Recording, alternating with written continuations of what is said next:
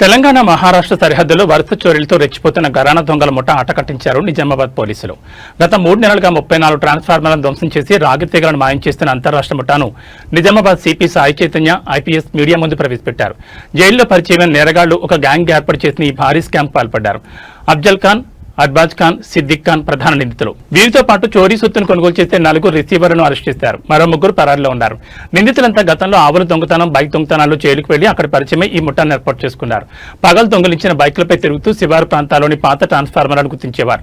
రాత్రి వేళ ఆటోలో వచ్చి హక్సా బ్లేడ్లతో ట్రాన్స్ఫార్మర్లు కోసి కాపర్ కాయిల్స్ ఎత్తుకెళ్లేవారు. నిజామాబాద్లోని ఏపీహెచ్పీ కాలనీలో ఒక గదిని అద్దెకి తీసుకుని అక్కడ దొంగిలించిన సొత్తును దాచుంచేవారు.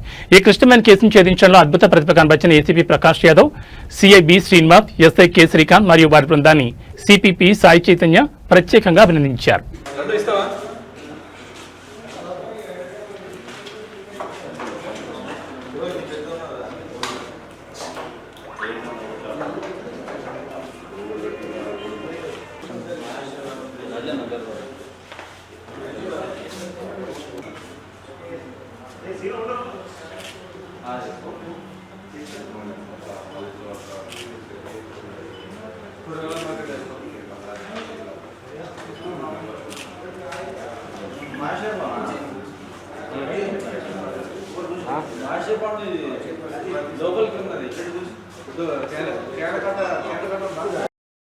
పోలీసులు ఒక ట్రాన్స్ఫార్మర్ దొంగతనాలు చేసే గ్యాంగ్ని పట్టుకోవడం జరిగింది.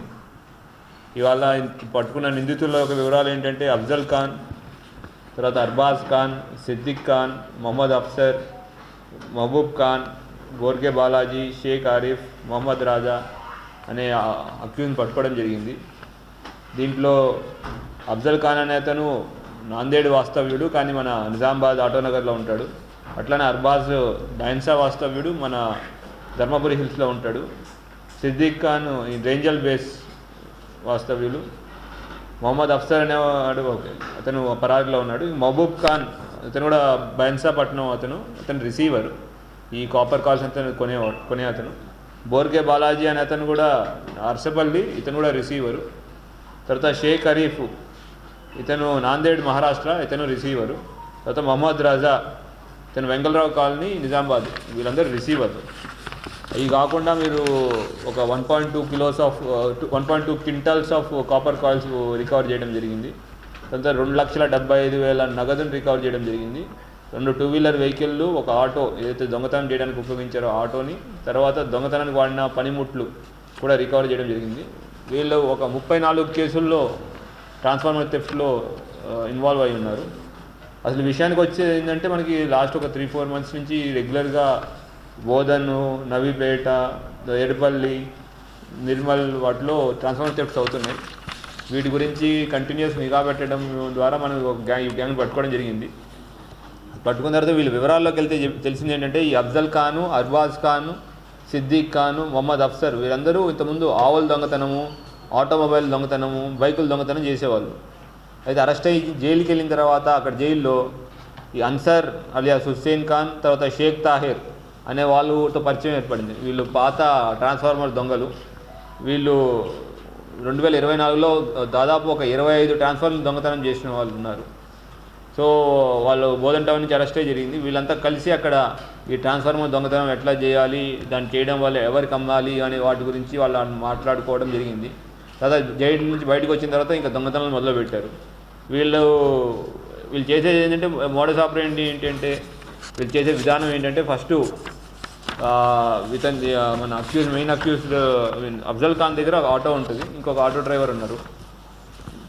ఒక బైక్ దొంగలించి పాత ట్రాన్స్ఫార్మర్లు అంటే దేనికైతే కాపర్ కాయిల్స్ ఉంటాయి. ఇప్పుడు కొత్త ట్రాన్స్ఫార్మర్లో అల్యూమినియం కాయిల్స్ వస్తాయి.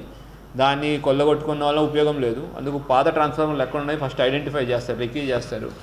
ఐడెంటిఫై చేసిన తర్వాత రాత్రిపూట వీళ్ళు గ్యాంగ్ మొత్తం వెళ్ళి అఫ్జల్ ఖాన్ ఒక ఆటోలో వెళ్ళి ట్రాన్స్ఫార్మర్ కాపర్ కాయిల్ని మిగతా వాళ్ళందరూ ముందు ట్రాన్స్ఫార్మర్ని పగలగొట్టేసి పడేసి దాంట్లోనే ఈ కాపర్ కాయిల్ని తీసి దొంగతనం చేసుకెళ్తారు.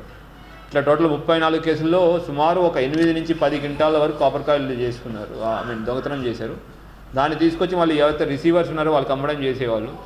మెయిన్ ముఖ్యంగా రిసీవర్ ఏమంటే మహబూబ్ ఖాన్, తను నాందేడ్లో ఉంటాడు, బైన్సాగా ఉంటాడు. తను కిలో 800 రూపాయలకి కొనేవాడు వీళ్ళ దగ్గర. అట్లంతా. అది కాకుండా ఈ బాలాజీ, నిజామాబాద్ చెందిన రెహన్ రాజా, నాందేడ్ చెందిన అఫ్సర్లు కూడా, ఆరిఫ్లు కూడా ఇట్లా అమ్ముతూ ఉండేవాళ్ళు. వచ్చిన డబ్బులు వీళ్ళు జల్సాలకు ఖర్చు చేసుకోవడము, తర్వాత వాళ్ళ యొక్క లైఫ్ స్టైల్ ఖర్చుల్లో మొత్తం ఖర్చు పెట్టేవాళ్ళు.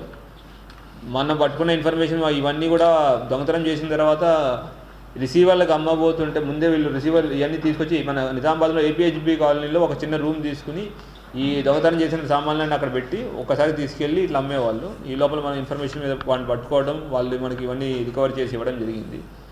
ఈ మొత్తం ఆపరేషన్ మొత్తం 34 కేసుల్లో అక్యూజ్ని పట్టుకుని రావడం చాలా అభినందనీయం. ఈ మొత్తం ఆపరేషన్ని ఏసీపీ నిజామాబాద్ ప్రకాష్ గారి ఆధ్వర్యంలో సిఐ నార్త్ రూరల్ శ్రీనివాస్ గారి డైరెక్ట్ పార్టిసిపేషన్, సూపర్విజన్లో ఎస్ఐలు శ్రీకాంత్, యాదగిరి, తర్వాత రాజశేఖర్, గంగాధర్ వీళ్ళందరూ కష్టపడి వీళ్ళు పట్టుకోవడం జరిగింది. దీంతోపాటు ASI Gafar, head constable Rajeshwar, constable Rajareddy, Sandeep, Abbulu, Srikanth Goud, Dattatreya Goud, Nagaraju, Shankar, Sailu, Ramakrishna, Sachin మరియు మిగతా సిబ్బంది చాలా కష్టపడి పట్టుకున్నారు. వీళ్ళందరికీ, ఎందుకంటే ఇంతమందిని పట్టుకోవడం, ఇంత రికవర్ చేయడం అనేది చాలా కష్టతరమైన పని. అందులోనే డిఫరెంట్ ఏరియాలో ఉన్న వాళ్ళ గురించి ఇన్ఫర్మేషన్ తీయడం ఇవన్నీ చేసినందుకు వీళ్ళందరినీ మనస్ఫూర్తిగా అభినందిస్తున్నాను. అట్లానే మీడియా మిత్రుల ద్వారా అందరికీ తెలియజేయడం ఏంటంటే, మీ ఏరియాలో ఎవరైనా అనుమానాస్పదంగా ఆటోలో కానీ ఎవరైనా కొత్తగా తిరుగుతున్నా కానీ సంబంధం లేకుండా తిరుగుతుంటే కూడా మాకు ఇన్ఫర్మేషన్ ఇవ్వాలని కోరుకుంటున్నాం. ఇది ట్రాన్స్ఫార్మర్లు గవర్నమెంట్ సామాన్లు, గవర్నమెంట్ యొక్క ప్రాపర్టీ. దీన్ని పాడు చేయడం వల్ల ఒకటి గవర్నమెంట్ ప్రాపర్టీ నష్టంతో పాటు రైతులకి చాలా అపారమైన నష్టం జరుగుతుంది. వాళ్ళకి టైంకి పొలాల్లో మోటార్ వేసుకోలేని సిచ్యువేషన్ ఉంటుంది. అటువంటి సిచ్యువేషన్ మనం నివారించిన వాళ్ళు అవుతాము.